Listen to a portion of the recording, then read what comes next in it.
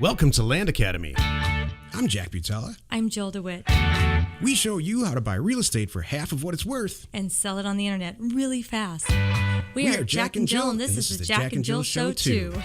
With over 15,000 completed transactions, we're the experts at acquiring property. Of all kinds, not just land. For half price and flipping them for way more. All right, let's get this show started. Jack Butala with Jill DeWit. Hi there. Welcome to our show today. In this episode, Jill and I talk about too much computer work. Boy, am I going to be brutally honest in this show, Jill. Like you hold back? I've never heard you hold back. Oh, bring it. Let's see what's different. You know, they don't let me swear in the show. No, Yeah. Never mind. Okay. Let's take a question posted by one of our members on the landinvestors.com online community. It's free. Okay. Rick asks, I'm working on buying an Arizona property. I'm buying low, and I prefer to keep that exact value off the public records if possible. I figure whoever buys it from me will take a look at the records. My questions are, one, do I need to write the actual value paid on the warranty deed? And two, do I need to write the actual value paid on the affidavit of property value? Go ahead, Jill. Okay. You're an expert at this. I am an expert on this. Okay. So number one, Rick, no. On the warranty deed, you do not put the value. You never put the value on the deed. Ever. No circumstance. It'll say a flat like $10 or from good and valuable consideration, something like that. Copy the verbiage on the vesting deed, the deed just before this one. I'm sure it has something like that, and that's what you want to do. You never put the exact amount on there. Now, number two, the actual value paid on the affidavit of property value. That's where you put the value, and the answer is yes. And then you don't put in the doc prep fees. You'd really just put what you paid for the property, and because you want it to be assessed at that rate, you want to keep the taxes down, which is really what they're going to look at, and that's why. So, and then the bigger picture is the guy who's buying it from you. If he goes and looks it up, if he even knows how to, A, I'd be shocked. Me too. And B, I don't really care. That's the big picture point here. I mean, when was the last time, Rick, that you were looking to buy a car and you went to look up what the dealer paid before you bought it? Did that really make a difference? My No, you answer, just love the car. guess is probably no. You bought the car because you love it. Exactly. Or you need it. Or you need it. We don't usually go, and by the way, if you do go to that dealer and you say, hey, I know you paid $2,000 less, so I'm only going to give you this much money, they're going to say, have a nice day. There's yeah, that's exactly what it's not going to work. So, that's the thing. And so when you're going to sell your property, it's just not discussed. So it really isn't. This is what the price is. And the way we do it is, sure, I bought mine really, really low, but I'm still selling it undervalued low. So my buyer does feel good about it no matter what. Now, if I was selling it way, way marked up more than what everybody else is paying, then I better have something to show for that, kind of thing. Or my buyer's crazy. I don't know. But that's not how we roll anyway. So I'm buying something, half or less than half of what I think market value is. I'm marking it up a bit, and they're still getting it less than market value. So everybody's winning. Do you have anything to add? Yeah, so here's the background on this. Thank you for letting me go. There's exactly two places on a deed/affidavit, regardless of any state that you're in, that involve numbers. Number one is the good and valuable consideration on the document itself. All that's saying is, that I'm not giving it away. I'm deeding a property to somebody for consideration or value. And it's funny because love is honestly an acceptable form of valuable consideration. I like that. So honestly, it's true. So, and then the second place is the affidavit, regardless of which state you're in. It's called all kinds of different stuff all over the country. It asks you how much you purchased for the property for, or sold it for, or whatever, and whether it's financed or it's an unrelated trip. But anyway, there's the two math places. So what ends up happening is you send that thing into a recorder. The recorder sighs and tears apart the staple because you stapled it together incorrectly, and tears it apart and sends one to the assessor, the affidavit, which makes his job way easier because now he knows that your taxes are going to go up or down based on that price, and the deed gets recorded. So please keep this in mind. These two agreements or documents are a contract. Who makes contracts? Lawyers. Who knows less about math than anybody on the planet? Lawyers and politicians. So they just, it's an incidental thing. So are you going to go to prison if you fill that out incorrectly? No. Just the same way you don't get in a lot of trouble if you're driving in a 60 mile an hour zone and you're driving 75. Can you get a ticket and get in some trouble? Yeah.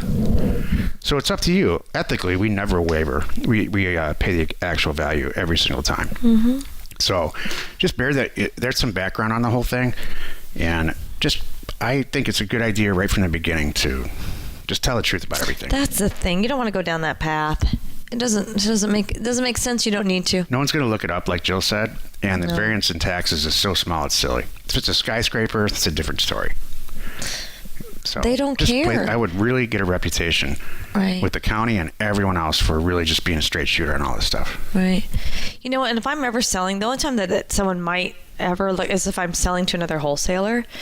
And even so, I'm selling it so fast, it's not even recorded. They can't even figure out what I paid for it yet because it all happens so fast. None of this matters because you're buying assets so cheap. If you're a part of our group, or even if you're not, your whole goal to this, I can summarize our whole business model. Buy low, sell high. If you bought it so low and you're selling it for so low that everybody stops asking questions. Exactly. What they ask is, who should I make the check out to? That's really the question you're going to answer. And how fast would you like it, or where would you like it? Right. There you go. If you have a question or you want to be in the show, reach out to either one of us on landinvestors.com. Today's topic, Jill loves it. In the pre-show, she just loves it. I am going to be honest, just ridiculously, brutally honest about this. Got it. Today's topic, too much computer work. This is the meat of the show. What you want me to go and then you're going to bring it? Yep. All right. So here are my we didn't talk a little bit about what direction we were on this. So here's my thoughts on this. Don't get sidetracked. Yes, what we do, this is primarily what we do. But you want to be focused. So get a criteria, get a system, know what you're going to be doing every day, and set aside some quality time to do whatever you're working on. Maybe you're researching accounting. Maybe you're buying a property. Maybe this week it's all about marketing. Maybe it's about, selling and deeding, whatever it is. Be strict. Stick with an asset type too, especially when you're new and you're starting out. Make your life easier.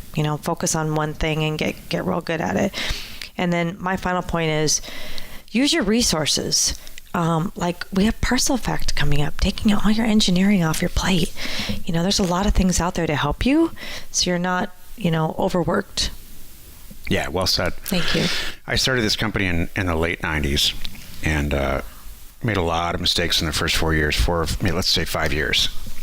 Around 2004, I really wised up. And here's what happened. I stopped going to look at property. I stopped making outbound phone calls. I stopped going to land auctions. I stopped bidding on property on computer internet auctions, like on Bid for Assets.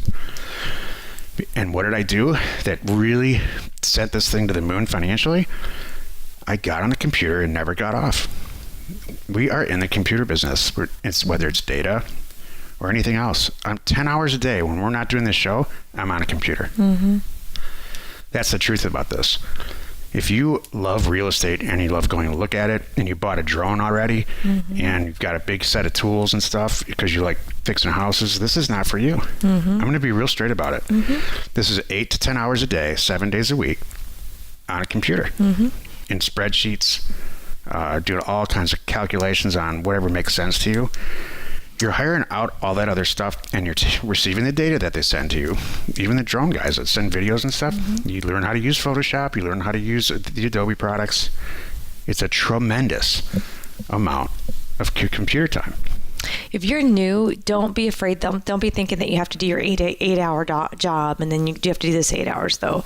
So you can just buy a few properties and, a week or a month or something, and then just use your time wisely. When you say, for us, Jack, because we're full-time, we're 8-10 hours a day doing this. What if I have a full-time job? I might be 8 to 10 hours a week doing this. We both started, when both of us at different times had full-time jobs when we started this. So I'm not saying. Was a All I'm little saying nutty. is I made a lot of mistakes and wasted a lot of time in the car,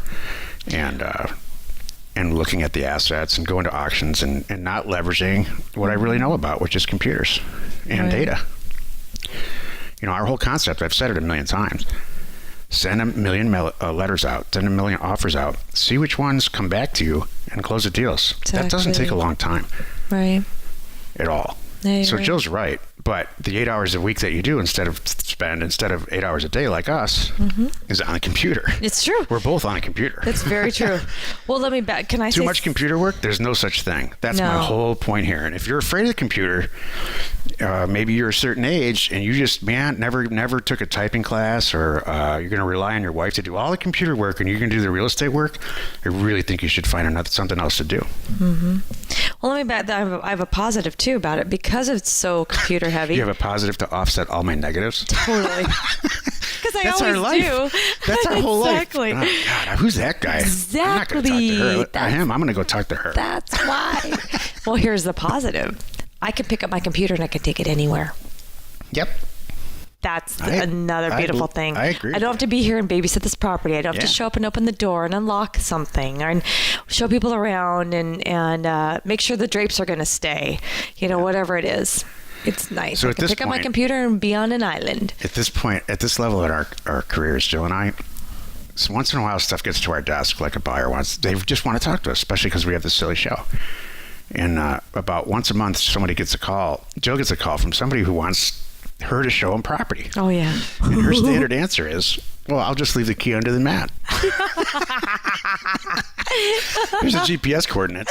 Exactly. Make sure you have a 4-wheel drive and the key will be under the mat. Exactly. It's the funniest thing. People say, you're going to meet me there and show me around. I'm like, what's to show around? I'm going to drive 4 hours out there, 4 hours back. Sure. For a $5,000 asset. Yeah. Just to stand there with you and look at it. It's the funniest thing. Yep, pretty much looks like the last 400 miles. Yep.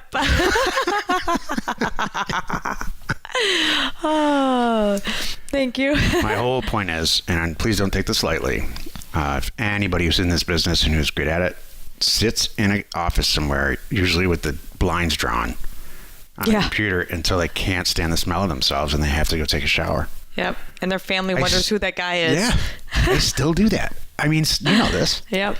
To this day, I'll get so hungry that you forget to eat, forget to do everything. Mm-hmm. Yeah, we've both done that. Yeah. I know what you. I get up. There's days I've got up and I've jumped on my computer and I'm still in I'm in my robe, and with my coffee, and I look up and I'm like, it's lunchtime. Yeah. What just happened? In a good way. And it is, because I'm having a good time. It's fun. I'm like, oh my gosh, look what I found. I think we can do this. And then there goes 4 hours. The more progressive that computers get, the more stuff you can do, the easier our lives become. The more fun this is, I think. It's true. I agree. There's some people that are just like, oh, not this new thing. I got to learn this new thing again. That's not good. It gets better That's and a better sign. every day. Yeah. Join us in another episode where Jack and Jill discuss how to use information. That's me. And inspiration, and I'll make it positive. That's me. Can you imagine if I just sit here like Ferris Bueller's a history teacher? Right. And This is the bad thing. That's what the show would be this like is if you another were bad not. thing. Yeah. This is another bad thing. We use it every day to buy property for half of what it's worth and sell it immediately. You are not alone in your real estate ambition. I love when you get up and just start working and it's just a mess. I really do. Do you really? That's how you know you like somebody. Oh, good. Sometimes I think you're frustrated with me because you walk in, you're like, what? The bed's not made? What happened? And I'm like, I just started working. Frustrated. Okay, good. I'm Italian. Okay, thank you. I'm frustrated about everything. That's It's endearing. Oh, that's it. So it's not just me. It's just life. Information and inspiration to buy undervalued property. We are Jack and Jill, and this was the Cash Flow from Land Show. We're the experts at acquiring property Of all kinds, not just land. for half price just so we can flip it for way more. And really fast. Thanks for listening. You are not alone in your real estate ambition.